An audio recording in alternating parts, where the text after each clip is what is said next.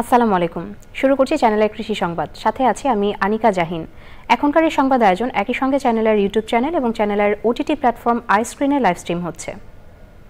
স্বাদে, বর্ণে, গন্ধে অতুলনীয় ও পুষ্টিগুণ সমৃদ্ধ স্ট্রবেরি চাষ করছেন মৌলভীবাজারের বড়লেখার এক তরুণ উদ্যোক্তা।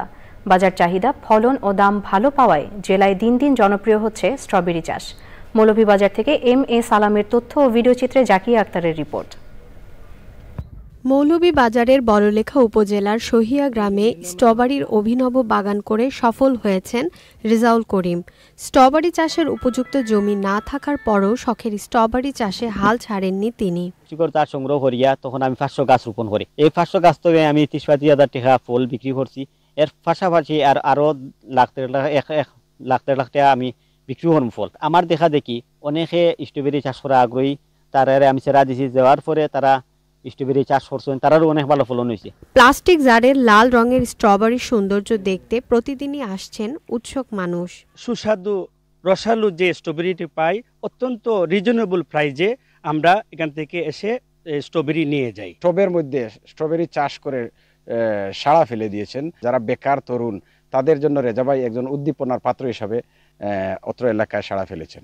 এটা প্রচুর ফলনশীল, যেটা আমরা দেখে আমরা অনেক মুগ্ধ। রেজাউল করিমের বাগান দেখে খুব উৎসাহ জাগছে। আমিও আশা করি আগামীতে একটা বাগান করার পরিকল্পনা করব। নতুন ফসল হিসেবে স্ট্রবেরি বাগানে প্রতিদিন সকাল বিকেল কাজ করেন অনেকে। স্ট্রবেরি সারাইন ধরে বাচ্চাইন তো লাগান যত্ন করি, যে গাছে ফুকা ধরে এই গাছে আমি ঔষধ মারি, যত্ন করি, সবসময় আমি এই কাজে নিয়োজিত থাকি।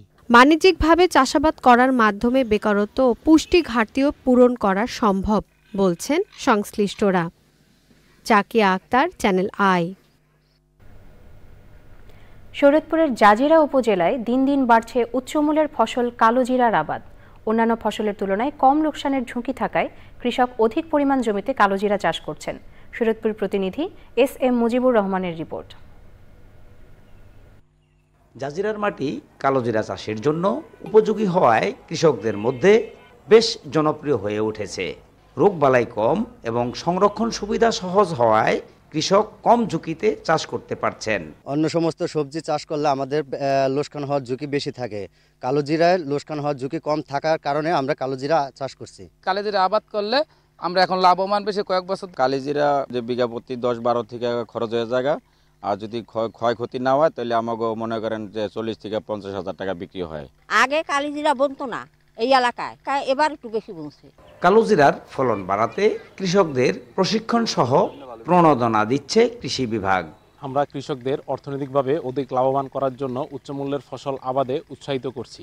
এরই ধারাবাহিকতায় এবছর জাজিরা উপজেলায় কালোজিরা আবাদের লক্ষ্যমাত্রা 1055 হেক্টর হলেও আবাদ হয়েছে 1110 হেক্টর জমিতে।